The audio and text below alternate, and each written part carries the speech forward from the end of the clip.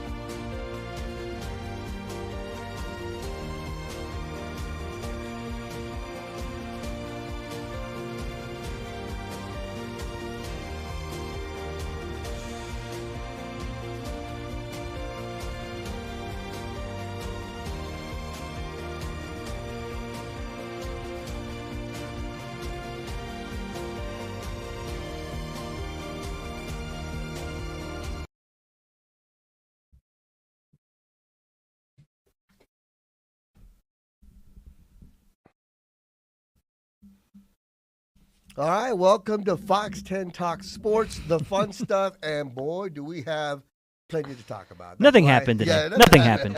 That's why I brought in the big guns here, right? We got Megan playing, Robby Baker, Kevin Durant. We got Tempe Town Lake behind us because his ship has sailed. He's gone, right? And he's on his way to Houston. He's a Houston Rocket. The deal has finally been done, right? We were talking about this for a while there, and Kevin Durant let it be known where he wanted to go. Houston was one of the teams on the short list, and the Suns get quite a bit in return. So let's go around the horn, ladies first. Megan, what are your thoughts on this deal? Obviously a deal had to get done. I think the Suns were at a big disadvantage because everyone in the league knew Kevin Durant, he wants out. They want to trade him. So Durant had a little bit of leverage in this situation and being able to choose where he goes, especially considering that he wasn't going to sign a 2-year extension with any team unless it was a team that he wanted to go to. So that made teams scared to trade for him as well. They got kind of what you could expect in return. Nothing too crazy, but he's gone. They got rid of him. Yeah, and Robbie, like she kind of mentioned, it was kind of a closed market because, and you got to give the Suns credit to be cool to say, hey, where do you want to go? Mm-hmm. Instead of, hey, we're just going to ship you where we want, And I think that kind of helps when you want to get a big-time star in the future. But what are your thoughts on the deal? It's kind of hard to say immediately in the aftermath here. I think, you go online and immediately people are saying, oh, the Suns got fleeced. They could have got so much more. And then you have other people that are saying, well, actually, the Suns got 2 starters from a team that finished second in the West and 2 players that should probably make the Suns immediately better. So, if you look at it that way, I think from a macro standpoint, it's interesting because right now the Suns have like 7 shooting guards. Yeah. So, and there's still not a lot of size on this team. So I think Suns fans should look at this if you're trying to grade this or whatever. It's an incomplete right now because we don't know what this Suns team is going to look like still, obviously, not only when the season starts, but when the draft finishes next Wednesday. Are they going to hold on to the 10th pick? It seems like by all indications that Jalen Green is here to stay from what we've heard so far through various reports. The Suns seem to like the idea of Jalen Green and Devin Booker as their 2 guards moving forward. But I assume that still means Bradley Beal is not going to be here next year, which he doesn't seem to fit in this situation. What about Grayson Allen, Royce O'Neal? I still think there is a lot of movement when it comes to the Suns roster. So if you look at this trade right now, I think the Suns did okay. I mean, considering what their options were with what Kevin Durant kind of wanted in this, but there's still a lot still to be done, it feels like. Right, and when they say they like Jalen Green, that could be to increase his trade value. Yeah, you don't want to trade for a guy and then be like, also, Well, we don't wanna like get this rid of guy. this We guy. we never wanted. Right, because that's kind of what happened with them with KD, because everybody knew he wanted to be traded. Everybody knew they wanted to trade him, that they tried to trade him before the trade deadline, and so a deal had to be done. So they were kind of like, stuck because other teams were like, this is the deal, take it or leave it. But like you mentioned, Robbie, this is not a done deal yet, and what by that I mean the Suns have other moves, right? I'm going to give you an example. When I got my MG, my little roadster, I got it painted.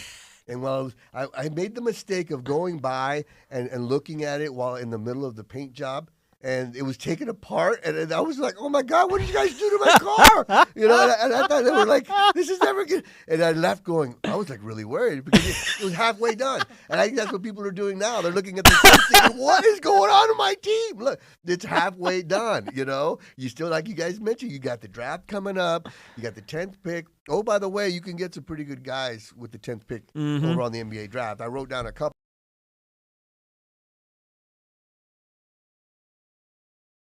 That had a really good run with the Phoenix Suns. Yeah. Kobe Bryant and Devin Booker with a 13th pick, so you can get some value there. And you got the kid from Arizona, Carter Bryant, that could go. So it's going to be interesting to see what they do, if they trade the pick, if they package it up with Jalen Green, or Do you know who Bradley the Suns Beal. took the last time they had the 10th overall pick? Yes, starts with a J.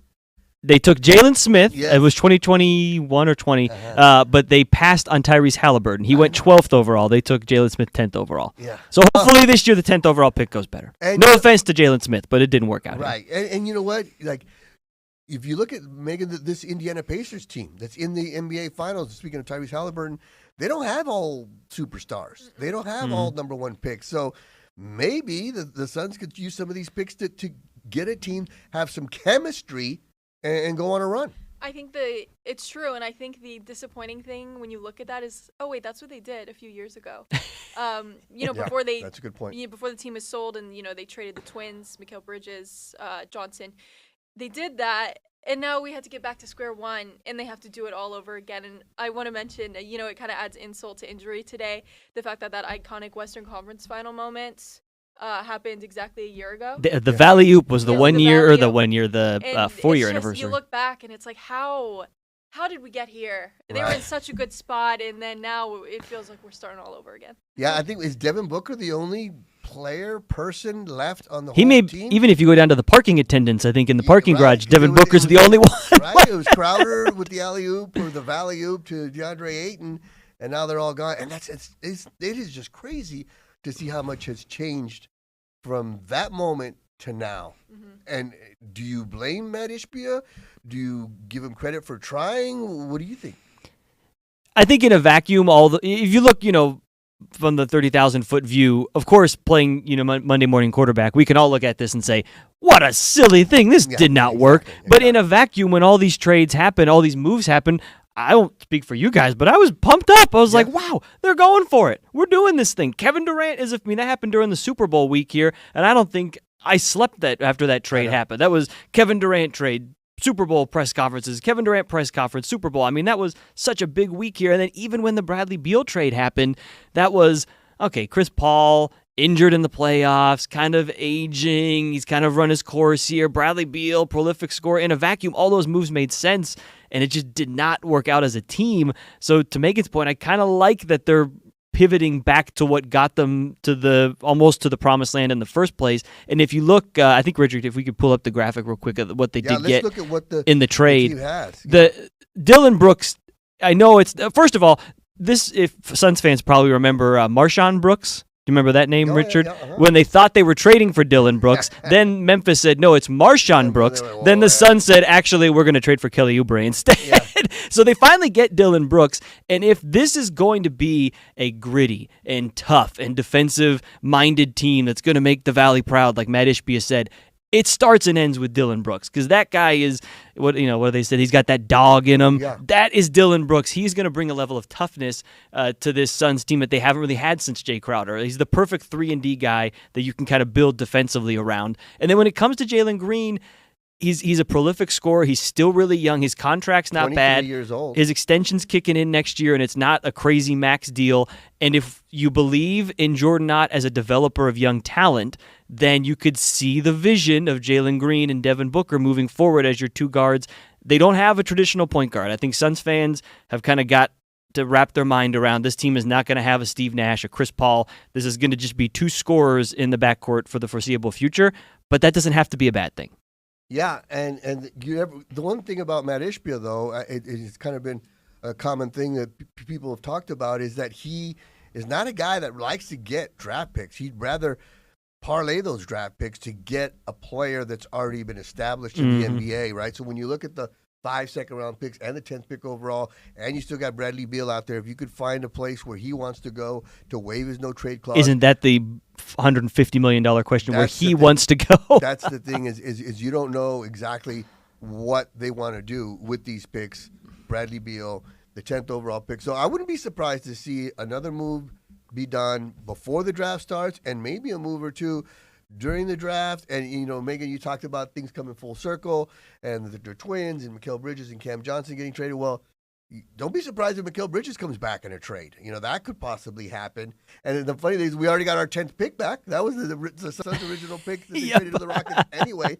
So that's what kind of makes it interesting, is to see how they're kind of going back to the old school, like, okay, you can't have all chefs. You need some cooks too, and Dylan Brooks, like you mentioned, he was what was lacking from this team, right? You kind of need that guy on your wall. You want that guy on your wall. You need a guy that's a little crazy, where because he's a guy that you could literally sick on an opposing scorer and say, go get this guy, hound him, and a guy that will stand up and say, hey, you fouled my guy hard, don't do that. And you see it in every sport, Megan, where you need those guys that are the enforcers. 100%. You need fiery guys. That was part of when they were kind of shopping around during this past season. They were looking for a guy like Jimmy Butler who does bring that fire to a team. It's something they've been lacking when your star players aren't. That was the thing with Kevin Durant. Everyone criticizing, he's not going to be a leader. He's not going to be the one to get on guys. And he doesn't have to be that, by any means. But you do need someone on the team who is going to be that guy. So that's a big thing for this team as well, because they really, just when you watch them play these past few years, it's really been lacking. Yeah, and you heard her say about, Kevin Durant doesn't want to be that guy. But we kind of talked about it before the show. He's going to have to be that guy in Houston because this is a young group. And it is funny, when isn't it? When you look at his legacy, if this doesn't work out there, and it kind of is the same as it was here in Phoenix, where he's like, I just want a ball. But, I mean, if you're, like he said, I'm Kevin Durant. You know who I am. Well, sometimes you got to lead by example. Yeah, it'll be interesting because Houston obviously is a very young team. They didn't parting with Jalen Green is, I'm sure, tough for them. But they held on to their highest, rated assets, if you will. Jabari Smith, Tari Eason, Reed Shepard, those type of guys, Cam Whitmore. Kevin Durant, if they get to the postseason, they were the second best team in the West. Kevin Durant's going to be the guy that's going to be leaned on to make the big shots, to make the big plays, which he can do on the court. But will he be able to be the mentor to these guys in the locker room and stuff? That is yet to be seen, obviously. When you look at Kevin Durant's time here in the Valley, I think Suns fans will have kind of mixed emotions. I know for me personally, I always, good interactions with him. Yep. He was great with the media, and he had good statistical seasons here when he was healthy. It was interesting, the comment he had at the Fanatics Fest when Kay Adams asked him about the Suns fans being heartbroken that he was leaving, and he kind of made some offhanded thing you couldn't hear, and then he basically said, well, the Suns didn't want me anymore, and I didn't want to be there, so this worked out better for everybody. And I assume that kind of rolls back to what happened at the trade deadline.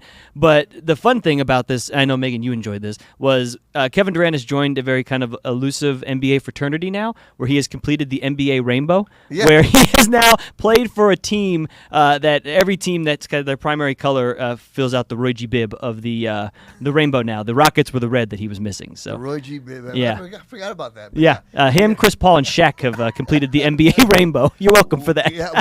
Barkley went to Houston and things didn't work out there. So a lot of times when you make this big move, Phoenix is a perfect example. When you get Kevin Durant, you were thinking, oh, man. Well, so we'll see what happens, with KD. We wish him the best of luck, and we'll see what happens with this trade because they still got some moves to make.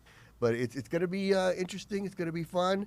And of course, we'll keep it going all week long, and we'll see what happens. And we got the NBA draft just a week away. It Yeah, kicks coming off up on Wednesday. So, of course, we'll keep you posted, and tune in again to Fox 10 Talk Sports, because we're going to keep talking.